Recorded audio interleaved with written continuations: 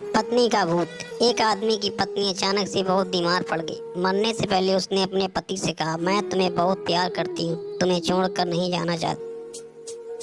मैं नहीं चाहती कि मेरे जाने के बाद तुम मुझे भुला दो और किसी औरत से शादी करो। वादा करो कि मेरे मरने के बाद तुम किसी और से प्रेम नहीं करोगी, वरना मेरी आत्मा तुम्हें चैन से जीने नहीं देगी।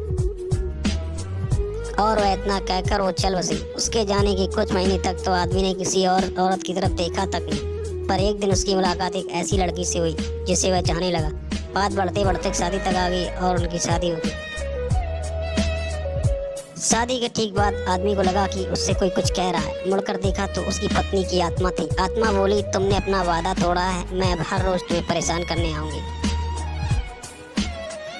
और वह इतना कहकर गायब हो गई। आदमी घबरा गया। उसे रात भर नींद नहीं आई। अगले दिन रात को उसकी आवाज़ फिर सुनाई दी, मैं तुम्हें चैन से नहीं जीने दूंगी। मैं जानती हूँ तुमने आज अपनी पत्नी से क्या क्या बातें की। और उसने एक एक अक्षर एक बात बता दी।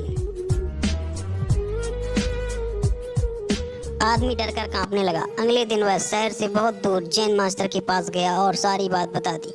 मास्टर जी बोले, ये प्रेत बहुत चालाक है। बिल्कुल, तभी तो मेरी एक एक बात उसे पता होती है। आदमी घबराते हुए बोला।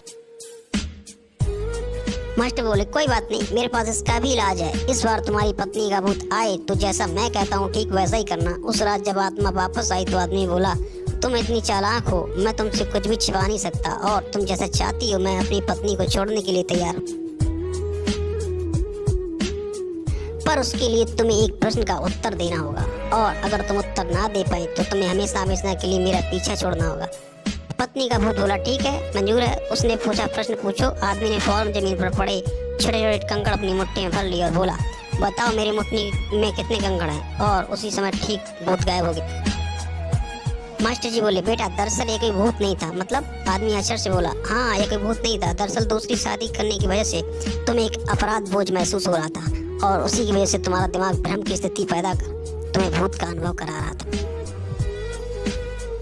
पर ऐसा था तो मेरी हर बात कैसे जान जाता था? आदमी ने आश्चर्य से पूछा। मास्टर जी मुस्कुराए, क्योंकि वह तुम्हारा बनाया ही भूत था, इसलिए जो तुम जानते थे वही वो जानता था।